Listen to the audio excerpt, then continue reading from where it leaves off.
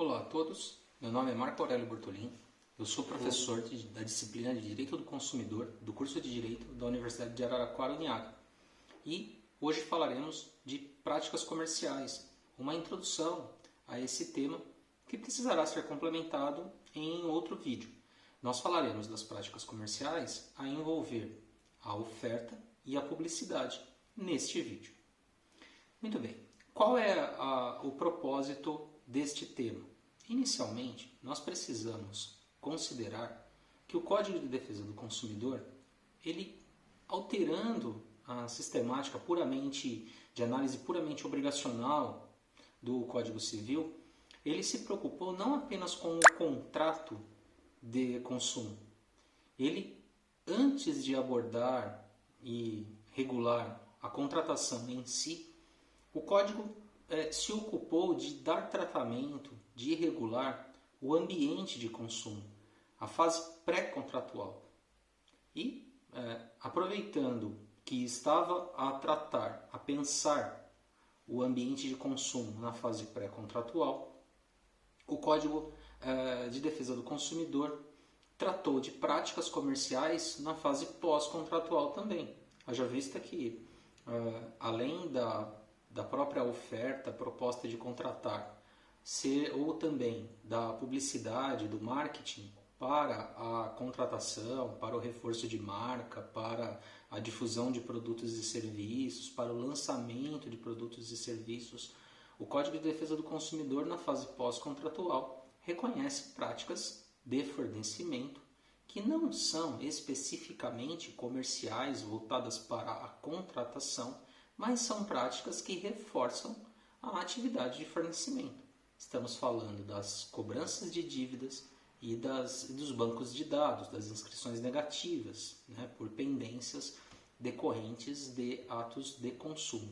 Então, nós temos, antes mesmo de pensar no contrato de consumo, nós temos no Código Civil um tratamento, no Código de Defesa do Consumidor, melhor dizendo, um tratamento legal específico do ambiente de consumo, tentando torná-lo mais harmônico, menos suscetível a práticas agressivas de mercado. Muito bem. E por que o legislador reconheceu essa necessidade? Ora, porque o direito privado ele é baseado, tem suas bases em época na qual nós tínhamos uma produção praticamente baseada na manufatura.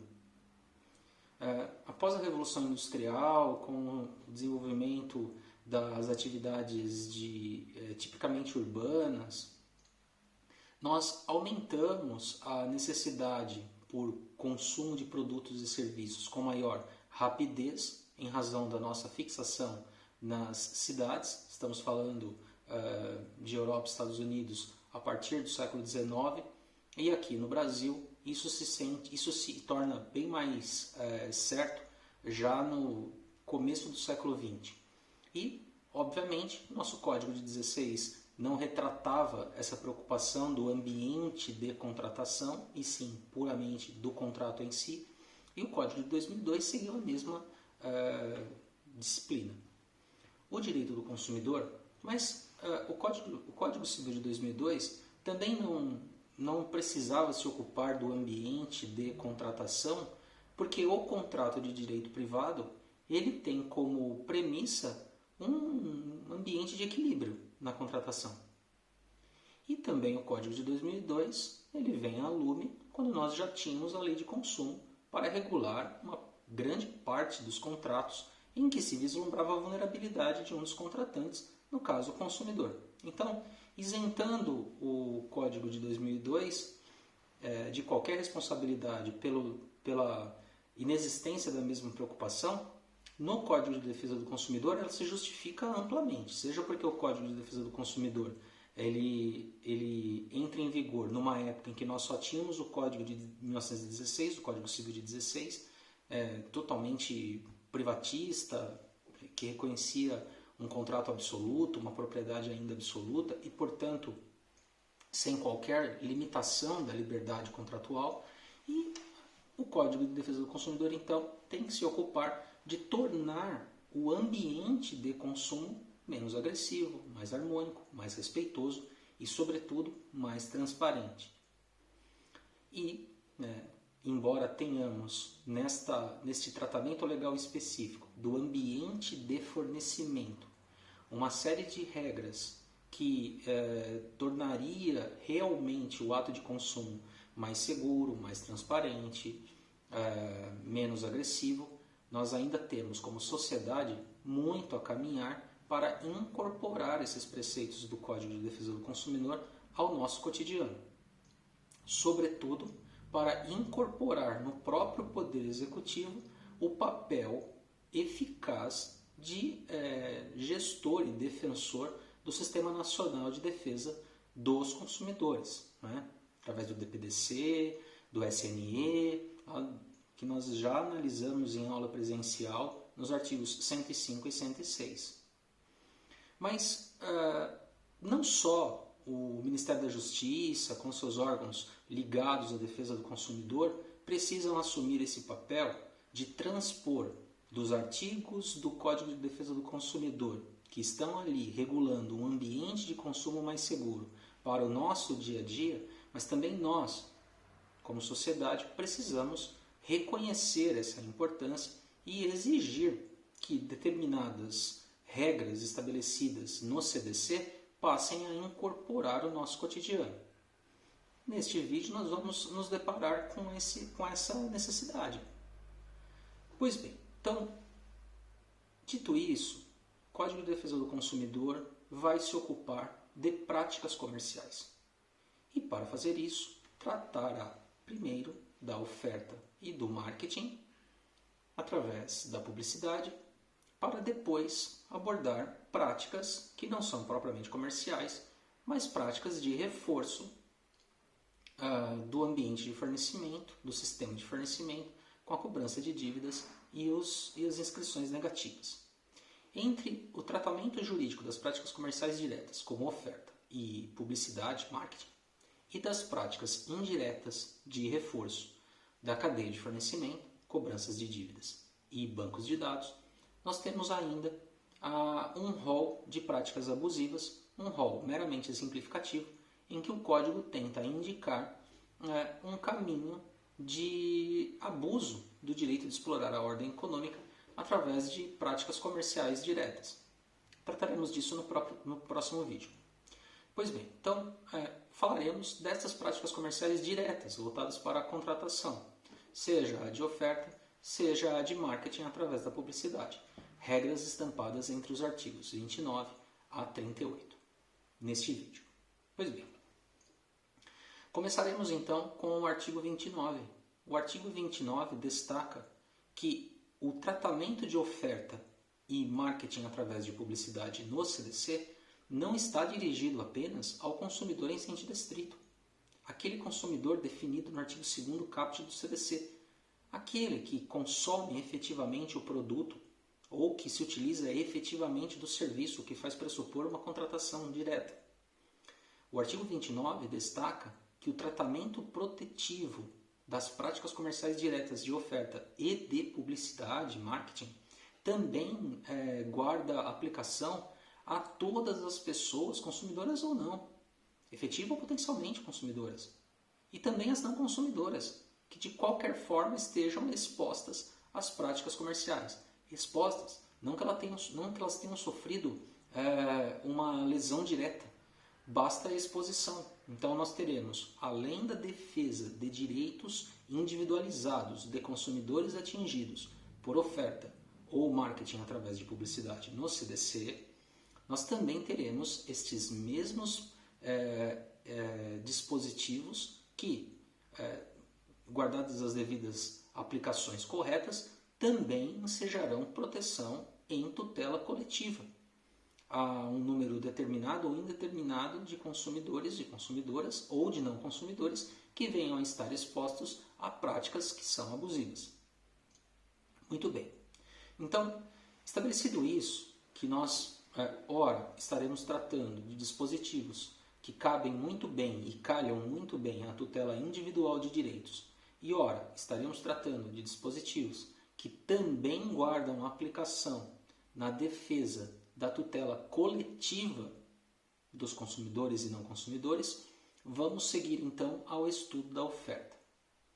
O artigo 29, repito, ele abre um campo de equiparação para o mesmo tratamento que nós temos no CDC para consumidores em sentido estrito, definido no artigo 2º caput do CDC, para a coletividade de consumidores e não consumidores, não importa que não sejam consumidores, desde que possam estar expostos às práticas comerciais, tipicamente tutela coletiva.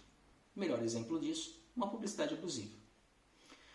Pois bem, então, o código em seguida irá tratar das práticas comerciais diretas e é o objetivo deste nosso vídeo, abordar a oferta propriamente dita e a publicidade, que é por nós entendida também como marketing, né?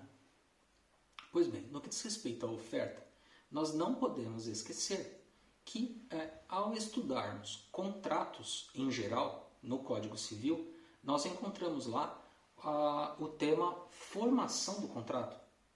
Na formação do contrato, nós temos as negociações preliminares, que a doutrina aborda bem, mas logo em seguida a formação do contrato faz pressupor uma proposta ou oferta que venha a ser, ou por licitação, que venha a ser aceita pelo outro celebrante. E uma vez aceita esta proposta, oferta ou por licitação, através da aceitação ou da oblação, o contrato estará formado.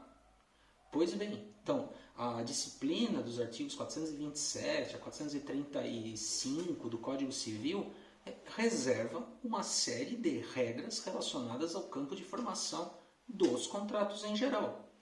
Então, quando nós estudamos formação do contrato a partir destas regras que estamos destacando lá no Código Civil, nós notamos que o Código parte de uma premissa que comporta várias exceções. Qual é a premissa? O proponente, que apresenta proposta completa de contratação, ele fica vinculado ao teor da sua proposta. Mas esta vinculação para o direito civil comporta uma série de hipóteses de desvinculação. E por quê? Porque o Código Civil parte do pressuposto de que os celebrantes estão contratando em pé de igualdade. E se estão contratando em posição de igualdade, a vinculação ela é até certo ponto excepcionada por alguns fatores. Por exemplo, a própria proposta, dependendo das circunstâncias peculiares ou da própria ressalva que ela venha a conter, ela pode gerar desvinculação do proponente.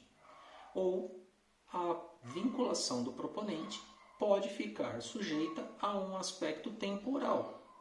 Então, nós sempre encontramos lá no Código Civil e destacamos nas aulas presenciais que se a proposta for feita entre presentes, a proposta de contratação for feita entre presentes, ela deve ser aceita imediatamente, sob pena de gerar desvinculação do proponente. Se ela for feita entre ausentes, sem prazo, ela deve ser aceita em tempo razoável.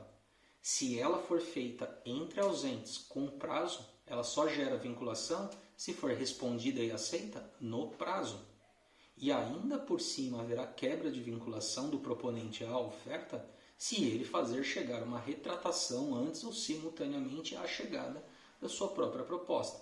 Então nós temos desvinculações possíveis do proponente em relação à proposta, seja do próprio conteúdo da proposta, seja em relação à temporariedade da vinculação entre proposta e aceitação.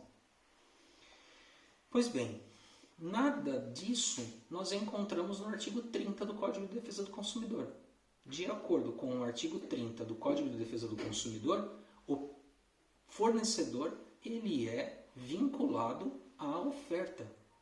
A oferta do artigo 30 é a proposta de fornecimento, seja de produto, seja de serviço, independentemente de preço promocional.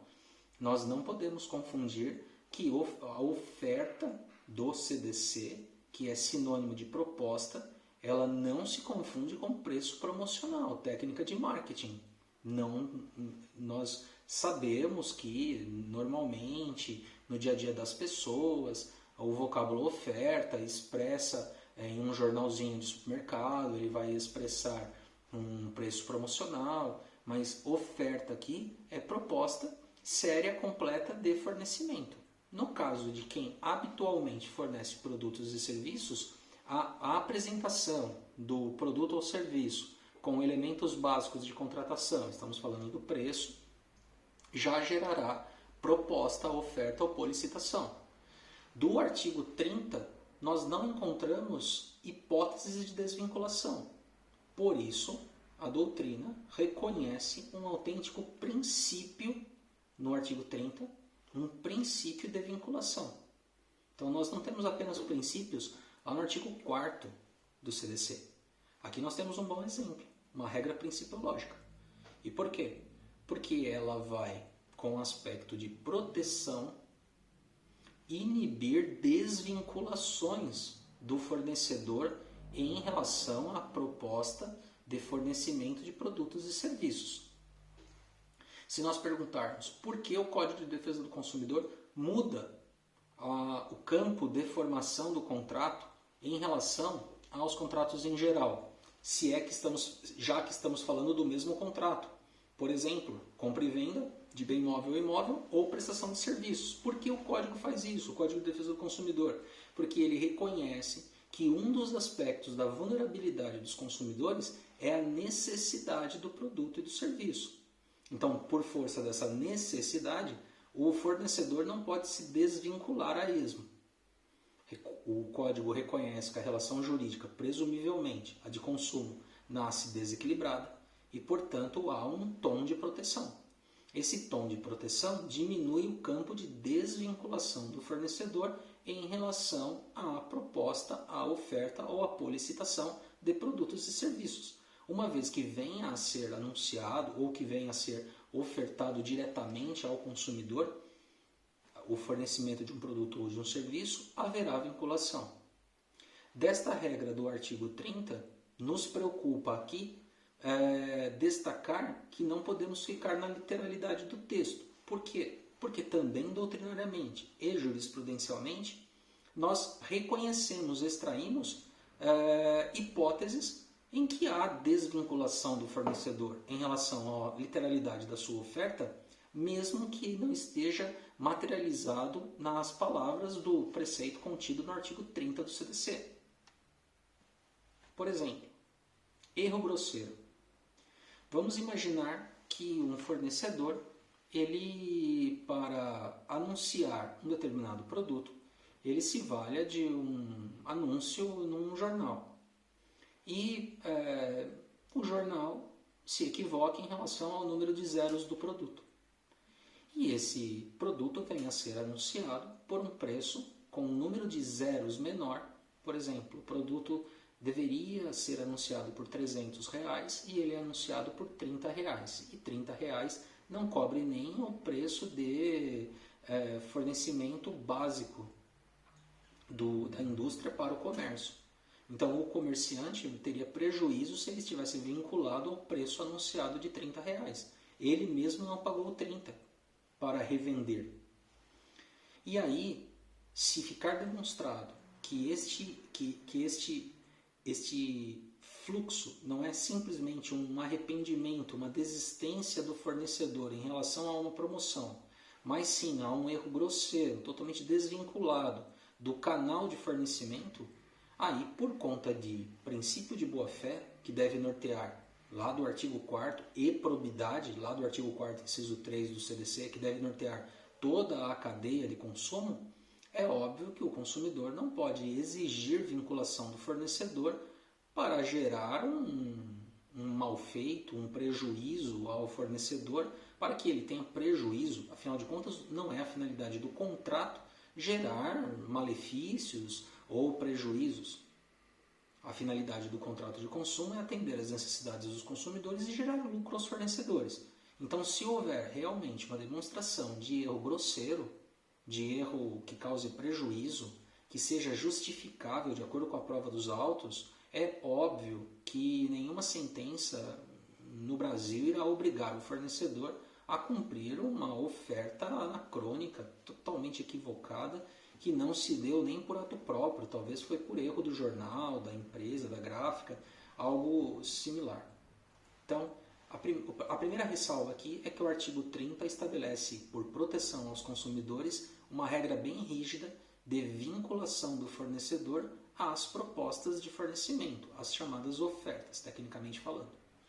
Agora, não é desnecessário ressalvar que dessa regra mais forte nós devemos interpretá-la à luz dos princípios que informam todo o sistema. E o princípio de probidade, o princípio de boa-fé objetiva, ela exige que nós extraiamos aí eventual hipótese de erro grosseiro da oferta.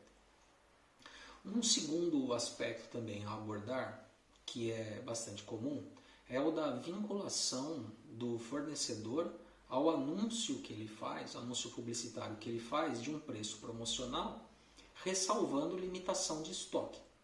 E aí é de se perquirir se, uma vez terminado o estoque, ele, fornecedor, obrigado a cumprir a sua oferta caso um fornecedor procurasse o fornecedor para exigir aquele preço promocional.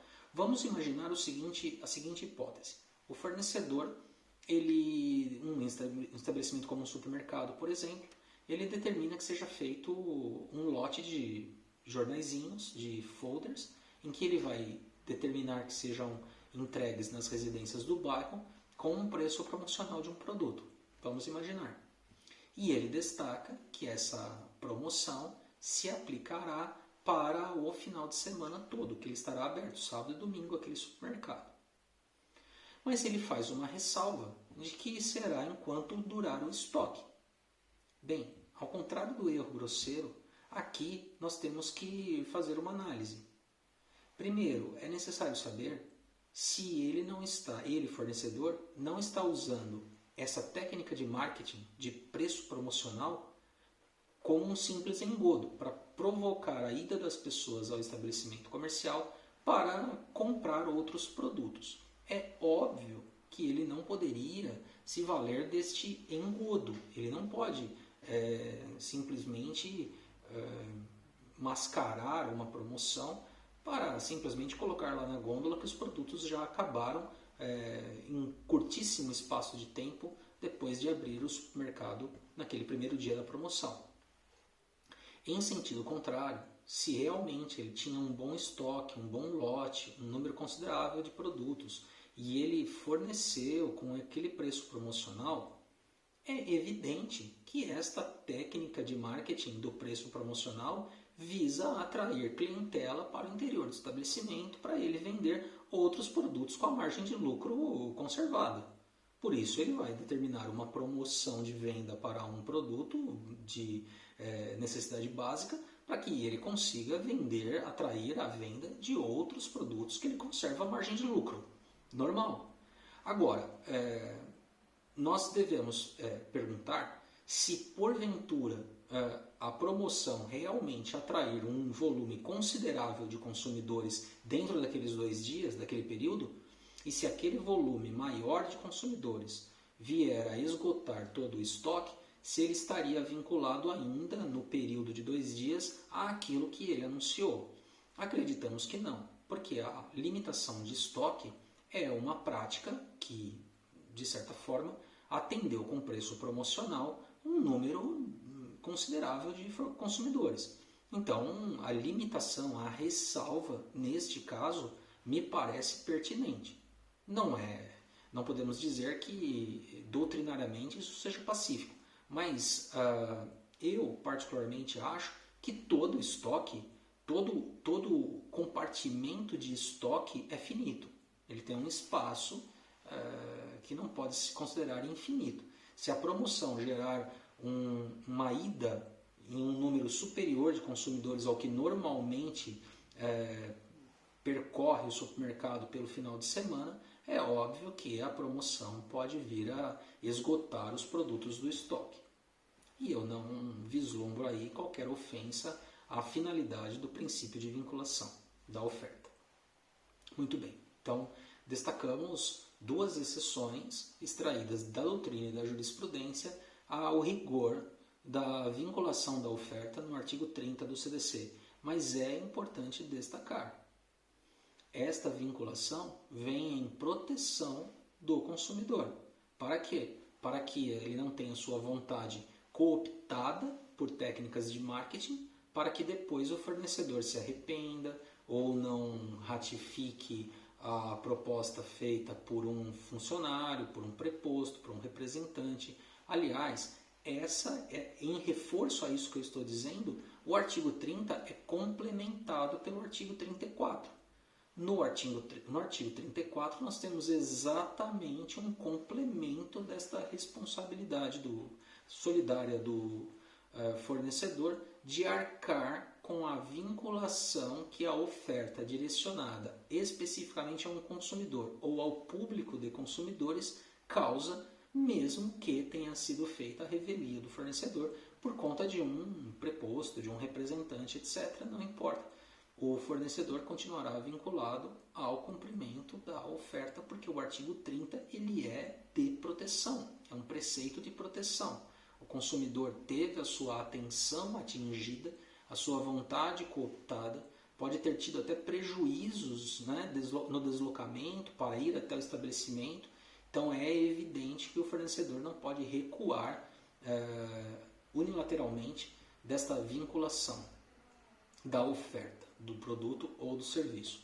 Mas, para que fique claro, embora não exista nenhuma ressalva no artigo 30, nós destacamos aqui no vídeo dois aspectos que parecem estar ajustados ao princípio de probidade do artigo 4º. Seja o erro grosseiro, seja uma limitação normal, uma limitação justificável de estoque. O que não pode acontecer neste segundo caso é um engodo, é uma limitação, usar da limitação do estoque para um lote já extremamente reduzido, apenas para a má utilização da promoção de venda. A promoção tem que estar realmente atrelada a um estoque minimamente satisfatório para se considerar válida. Muito bem. Então, a partir desta vinculação, nós temos um preceito em seguida no Código de Defesa do Consumidor, no artigo 31, que precisa se incorporar ao nosso dia a dia com maior força. Estamos falando do conteúdo e alcance da oferta.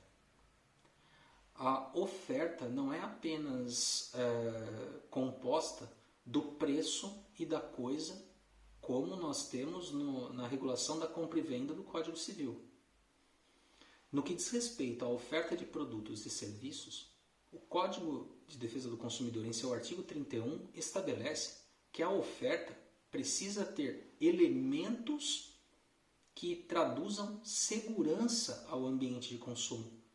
Ela precisa ser clara, ela precisa ser ostensiva, ela precisa ser acautelatória de riscos, ela precisa se dar em língua portuguesa e tudo isso deve alcançar a composição do produto, a origem do produto, sua qualidade, sua quantidade, seu preço, seus riscos. Então, todos esses fatores de conteúdo da oferta devem se aplicar todos aos fatores de extensão da informação na oferta. Isso deve alcançar o folder, o jornal, a publicidade, o anúncio na televisão, a marca, o rótulo, a embalagem. Diante disso, nós ainda encontramos produtos no Brasil que estão nas gôndolas dos supermercados com imprecisão de composição. A informação voltada para a fórmula, para a composição, ainda é imprecisa, contrariando diretamente o que está estabelecido no artigo 31 do CDC. Portanto, e não estou falando de um produto impopular, não. Podemos procurar aí em qualquer padaria ou supermercado, vamos encontrar um pão de forma que na sua embalagem muitas vezes ela não tem precisão dos componentes que integram a composição daquele pão. E isso não é permitido no Brasil. Pelo menos a lei não permite. Então, por isso que nós ressaltamos sempre o papel do Poder Executivo na política nacional de relações de consumo, sobretudo do Executivo Federal. Não é possível que marcas que se espraiem por todo o país vilipendiem, descumpram o que está claramente estabelecido no artigo 31 do CDC. A composição, a qualidade, a origem, os riscos, tudo deve estar exposto de maneira clara, precisa, perceptível, em língua portuguesa, de sorte que o consumidor tenha plena ciência daquilo que ele está adquirindo, diminuindo o grau de vulnerabilidade, porque a informação é melhor, é mais clara, e aí o consumidor pode então elaborar o seu ato de consumo de forma mais correspondente ao querer, do que simplesmente ser induzido sem qualquer controle, ser induzido pela informação obscura da embalagem, sem qualquer controle, como se não houvesse regra no Brasil. Então, não basta simplesmente determinarmos que o fornecedor está vinculado à sua proposta, à sua oferta, porque a oferta não é qualquer oferta. A oferta deve conter elementos do artigo 31 e nos causa especial estranheza que não exista um rigor no Brasil para a aplicação deste dispositivo. E por quê? Porque a liberdade de explorar a ordem econômica é condicionada a princípios no artigo 170 da Constituição Federal. E um dos princípios que informam essa liberdade de explorar a ordem econômica e a livre iniciativa é a defesa do consumidor. Então, se eu quero lançar mão de uma embalagem, eu não posso fazer com informação obscura, imprecisa, porque eu não tenho liberdade para isso. A informação deve ser exata. Então eu vou produzir um determinado alimento, eu preciso levar ao rótulo, à embalagem, informações claras, informações verdadeiras, informações ostensivas, informações em língua portuguesa, para que as pessoas tenham o melhor nível de informação e transparência para a aquisição daquele produto. Essa é uma regra muito importante, porque todos os dias eu me deparo com informações obscuras. E cito aqui, no que diz respeito a riscos, por exemplo, é óbvio que há uma deficiência nos rótulos em relação ao grau de riscos que determinados produtos podem causar. E acho que o nível de risco precisa ser traduzido de maneira clara para adequar a periculosidade inerente, a periculosidade potencial dos artigos 8º e 9º do CDC ao dever de informação do artigo 31. Pois bem, então, o Código de Defesa do Consumidor, ao tratar de proposta ou oferta, estabelece um princípio de vinculação no artigo 30 e um dever de informar de maneira qualificada. Este dever de informar está no artigo 31, com todos esses pressupostos que devem conter a oferta de produtos e serviços, algo que nós, integrantes da sociedade brasileira, precisamos incorporar, precisamos avançar. Pois bem, qual é a consequência desta regra do artigo 30?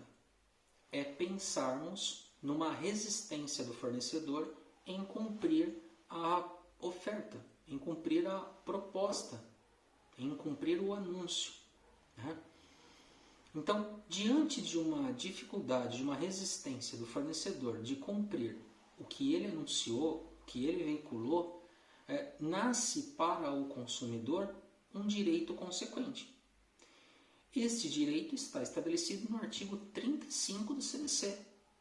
O consumidor que quer exigir a vinculação do fornecedor ao teor da oferta tem no artigo 35 opções. Estas opções são de escolha unilateral do consumidor, não do fornecedor. E o consumidor então pode escolher através do seu próprio querer, judicializando essa pretensão, para buscar a resolução do contrato, mais perdas e danos, porque houve resistência em cumprir a oferta por parte do fornecedor. Caso ele tenha adiantado recursos ou se ele não chegou a pagar, ele pode resolver a contratação. O código fala em rescindir, mas seria resolver a contratação mais perdas e danos. Ou então ele pode exigir, através de ação de obrigação de fazer, a substituição daquele produto por outro, ou ainda o cumprimento forçado da obrigação. Dirão vocês assim, mas se o fornecedor está resistindo a cumprir a oferta, qual será o mecanismo processual para que nesta ação ele seja compelido a cumprir a coisa julgada? Simples.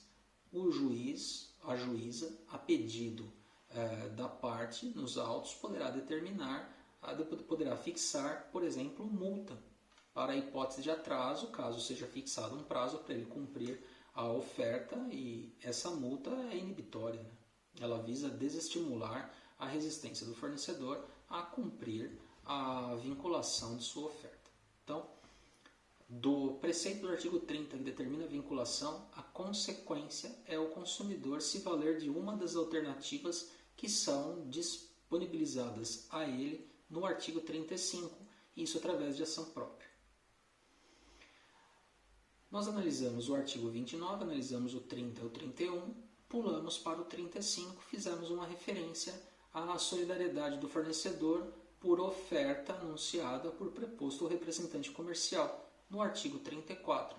E ficamos com duas regras ainda nesta seção que trata da oferta pendentes, que são as regras dos artigos 32 e 33 do CDC. Pois bem,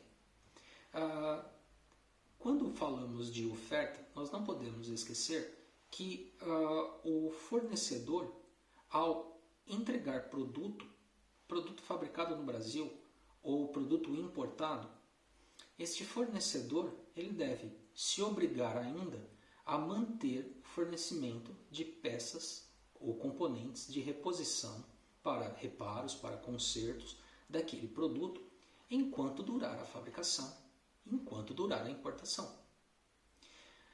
Mesmo que cesse a fabricação ou mesmo que cesse a importação, o fornecedor continuará responsável, aquele que fabricava ou aquele que importava, continuará responsável por peças ou componentes de consertos e reparação durante um período razoável.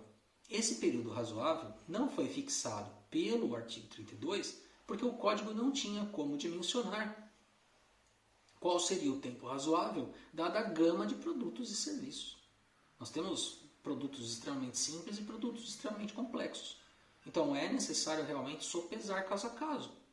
Quanto tempo seria de se exigir uma permanência do dever de continuar importando ou fabricando peças? Muito bem, então isso fica a critério de deliberação judicial em cada caso, né, pontualmente falando, em que se avalie se o tempo de cessação das peças ou componentes 3 anos, 5 anos, 2 anos, 10 anos, se mostrou razoável ou não se mostrou razoável. E aí, se não se mostrar razoável, competirá a coisa julgada determinar que o fornecedor se desvincule deste dever do artigo 32, disponibilizando peças ou componentes. Um outro dispositivo ainda no campo da oferta está no artigo 33 do CDC e envolve a informação completa do fabricante ou do importador para produtos comercializados à distância, por catálogo, telefone, etc. E por que nos parece importante a regra? Por conta da responsabilidade pelo fato do produto, no artigo 12. Vocês estão lembrados? Quando abordamos a responsabilidade pelo fato do produto, destacamos que o código concentra os responsáveis à figura do fabricante, do produtor, do construtor e do importador no artigo 12, e que o comerciante só responde subsidiariamente. Lá no artigo 13, em algumas hipóteses, não em todas, o comerciante não responde pelo fato do produto em uma grande gama de situações. Portanto, o código destaca que na oferta de produtos ou serviços à distância é fundamental que os dados completos do fabricante, do importador, estejam inseridos em todas as partes da contratação. Por quê? Porque destacamos e identificamos como, além, obviamente, do vínculo contratual para segurança do consumidor, ainda a questão da responsabilidade pelo fato do fabricante e do importador. O código ainda faz um destaque para a não onerosidade de ligações telefônicas, e essa é uma regrinha que foi agregada ao artigo 33 em 2008. É uma regra de menor expressão, menor popularidade, vamos dizer assim, não menos importante. E chegamos ao tratamento da publicidade. No tratamento jurídico da publicidade, regra dos artigos 36 e seguintes, 36, 37 e 38 do CDC, me parece fundamental destacar, tal como a doutrina normalmente faz, que o código não está simplesmente falando da publicidade em sentido estrito. Nesses dispositivos, o código regula publicidade, mas podemos interpretar que esses dispositivos que tratam da publicidade podem se estender a todos os demais recursos de marketing, como promoções, raspadinhas, sorteios, brindes, rótulos, embalagens. Então, não apenas a publicidade, mas vários outros recursos de marketing também devem observar as mesmas regras dos artigos 36 a 38, ou então podemos compreender que o Código de Defesa do Consumidor, ao se referir à publicidade, atribuiu a este vocábulo o sentido de marketing. E aí, interpretando esses dispositivos como uma regulação do marketing gênero, teríamos, por consequência, a sua extensão à publicidade e todos os demais recursos de marketing. Eu prefiro particularmente o segundo conceito, de que o legislador não quis se valer de termos estrangeiros e usou então da publicidade como gênero.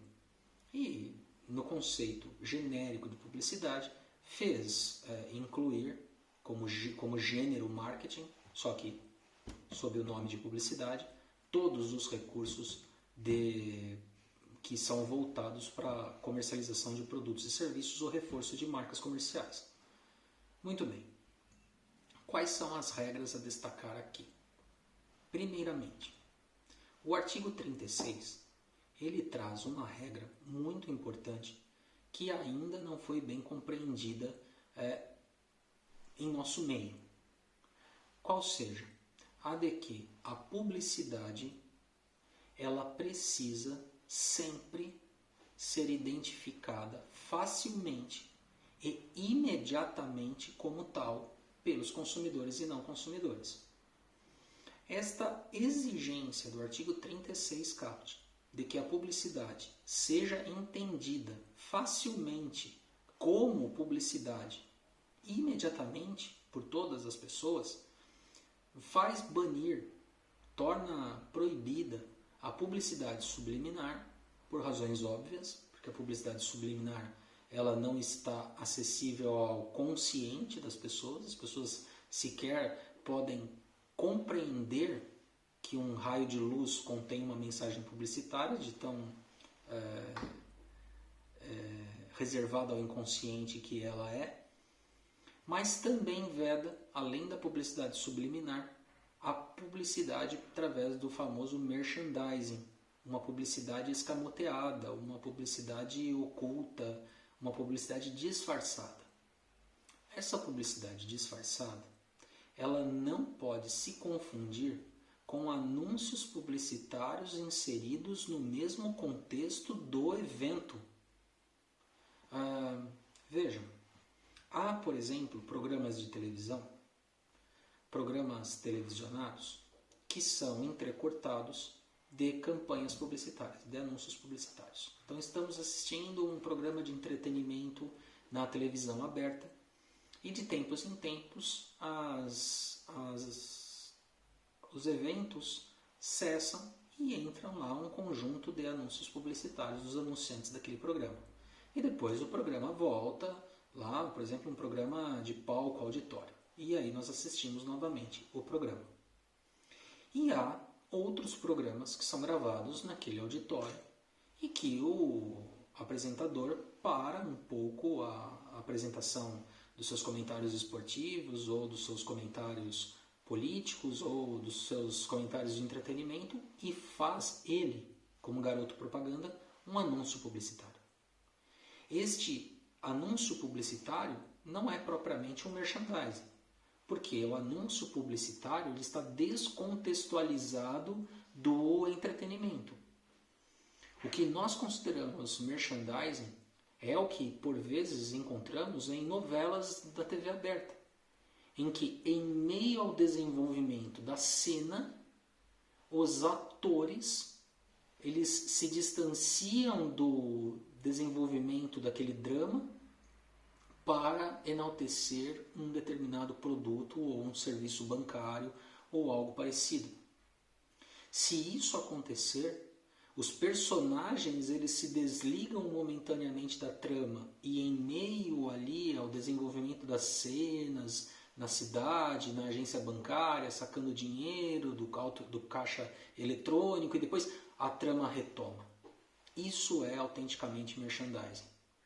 E não é possível utilizar o gerador de caracteres ao final do capítulo para passar lá junto com a direção, junto com os colaboradores, que naquele capítulo houve anúncio publicitário da marca tal e tal. Por quê? Porque o artigo 36 determina que a publicidade seja identificada imediatamente como tal. Por isso sustentamos que, neste caso do merchandising em meio ao desenvolvimento, por exemplo, da teledramaturgia, por novelas ou séries, que suba na tela uma tarja, como acontecia num determinado tempo na Fórmula 1, passando a informação de que aquele momento da veiculação da trama é anúncio publicitário.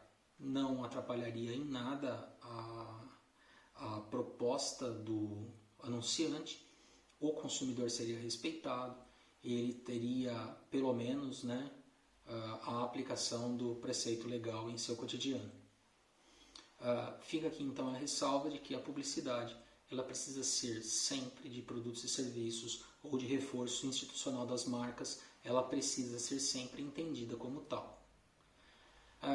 Isso não torna ilícito o teaser, que é um fragmento publicitário, porque esse fragmento publicitário ele não permite que o espectador saiba exatamente o que está por trás daquele pano, o que está para ser lançado, mas na campanha publicitária, que é entendida como um todo, o teaser é complementado por uma segunda parte, dias depois, em que aquele automóvel é apresentado, ou aquela loja é apresentada, etc. Então o teaser ele não veda, é um recurso de marketing que não corrompe a proibição ou a exigência do artigo 36. Contrariamente ao merchandising, sim. E a publicidade subliminar, então, nem se diga. Também, vocês podem notar que eu estou evitando aqui me utilizar da palavra propaganda. É comum, na jurisprudência nós vamos encontrar várias referências de propaganda do produto, propaganda do serviço e tal. Mas nós achamos, junto com apoio doutrinário, que a propaganda não tem esse caráter de fornecimento de produtos e serviços. A propaganda é voltada para outros ideais não comerciais, o religioso, o político, o eleitoral, e não o de mercado. O de mercado é publicidade. Pois bem, a segunda regra da publicidade. Se houver anúncio publicitário que indique características específicas do produto ou do serviço, é necessário que o anunciante tenha em seu poder a base, o estudo, o levantamento que justifique aquele anúncio, que justifique aquele dado informado. É importante por transparência, por veracidade, do que se anuncia e até em respeito à vontade dos consumidores. Então, é necessário que o anúncio publicitário que contenha dados específicos esteja lastreado em uma base científica, em uma base de estudos, de levantamento, de pesquisa, para que o fornecedor então possa se valer daquele anúncio. A regra do artigo 36, parágrafo único. Terceira regra a envolver a publicidade, mas, repito, que se estende a todos os recursos de marketing, não só a publicidade massiva, mas a todos os recursos, às raspadinhas, às loterias, aos brindes, às promoções, aos sorteios. Estamos falando aqui de maneira geral para o marketing. A terceira regra é a de publicidade veraz. A publicidade precisa ser verdadeira. Ela não pode ser enganosa. Essa enganosidade ela é detalhada no artigo 37, nos parágrafos 1º e 3º. A enganosidade da publicidade vicia a publicidade. E esta enganosidade pode se dar por acréscimos falsos ou por supressão de elementos essenciais que alterem a vontade dos consumidores na contratação dos produtos e serviços. Então, temos aqui uma clara distinção, porque a enganosidade por acréscimos falsos, ela é de compreensão mais fácil, de percepção mais fácil, do que a enganosidade por omissão. Porque a enganosidade por omissão, na literalidade do anúncio publicitário, nada é incorreto. Mas falta a menção de dados que seriam necessários. Eles são suprimidos dolosamente para que o resultado final da publicidade não contenha um elemento que talvez afastasse parte dos consumidores daquele consumo, daquela aquisição. Essa enganosidade por omissão, ela exige nos processos que seja identificado qual foi o recurso de marketing, seja pela junção da fala dos atores no anúncio publicitário, com o contexto que cerca, a imagem do que está por trás, não só da literalidade das falas, mas de toda a mensagem que é transmitida pelo anúncio publicitário para nós identificarmos ali fatores de omissão a elementos essenciais da futura contratação. É a chamada publicidade enganosa. E nós temos, como quarta regra, a publicidade abusiva, outra vedação do artigo 37, no seu parágrafo 2º. A publicidade abusiva é aquela que viola, que ofende valores que nós temos como superiores em nossa sociedade. Então, é a publicidade que afeta ou menospreza pessoas idosas, ou viola a liberdade de crença, ou ataca a igualdade de gênero, ou que menospreza a população infanto-juvenil. Então, a publicidade que viola, que corrompe ou que ataca estes valores da sociedade brasileira é uma publicidade abusiva, portanto proibida, e pode, sobretudo na tutela coletiva de direitos, gerar não apenas obrigação de fazer ou de não fazer, como também gerar condenação por dano moral coletivo. Então, é importante destacar aqui as consequências, né? Porque nós estamos falando de oferta e isso é muito ligado à tutela individual, mas eu ressalvei que a tutela coletiva, para essas seções que tratam de oferta e publicidade, também guardavam aplicação. A publicidade abusiva é um bom exemplo. A última regra está estabelecida no artigo 38. O artigo 38 estabelece uma regra de inversão automática do ônus da prova nas ações que debatem estas vicissitudes da publicidade enganosa, da publicidade abusiva, destes problemas da publicidade subliminar, da publicidade escamoteada, disfarçada através do merchandising. Estas hipóteses em que fazem gerar ações que discutam os limites da publicidade, elas vão determinar já vão se processar com inversão automática do ônus da prova. Não há então que se exigir decisão judicial lastreada naqueles pressupostos do artigo 6º, inciso 8º, de inversão do ônus da prova, como faculdade do juiz, verossimilhança da alegação, hipossuficiência da parte consumidora, regras ordinárias de experiência. A inversão será automática. Regra do artigo 38. Bom, então vejam como o Código trata das práticas comerciais diretas, oferta e publicidade. Para mim, sinceramente, nós temos aqui dois grandes problemas. O primeiro problema é a não aplicação rigorosa do artigo 31 no nosso dia a dia.